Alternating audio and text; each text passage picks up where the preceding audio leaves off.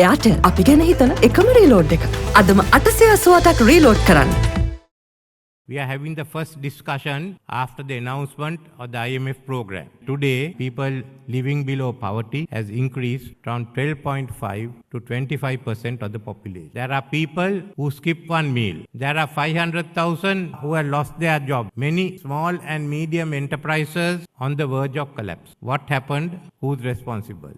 All of us are responsible for the situation we are in today. We must remember that. Whether we are the politicians, whether we are the business community, whether we are the professionals, whether we are the trade unions, whether we are the civil society, and more than others, whether we are the media or we are the government administrators, we cannot run away from that responsibility. We must all bear that. If we still continue pointing fingers at each other, we will not succeed. But what matters to us is not merely the IMF program, but also what comes beyond that.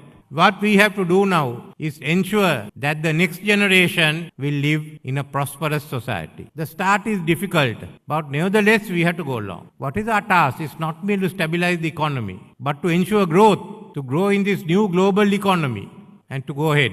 If we are to do this, we must remember that one of the biggest issues that held back our growth is the ethnic issue.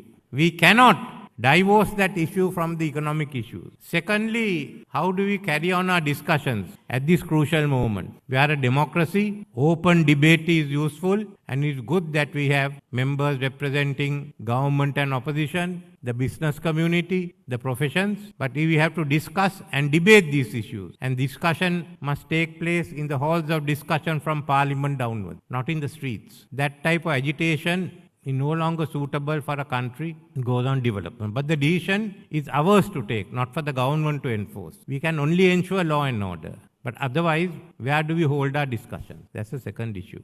Do we stop at this stage, do the restructuring and the 4-year program? That is not enough. If you want to give a future to your children, if you want to give a future to the youth, then we have to go forward. The dissatisfaction with all our systems, with the government, with the opposition, with the conventional groups, resulted in last year March of young people marching on to Goldface Green, the start of the Aragalaya. Unfortunately, it was taken over by violent extremists. Then what have the young people done? Now they are voting with their feet and leaving the country. So this is what we have to think. Not to study the IMF program and decide we are looking at one will support item 1, we won't support item 2. Are we going to stabilize the industry, create growth, and become a prosperous society? And we must boldly go ahead with the structural reforms which will unlock our growth potential. That's the only way out.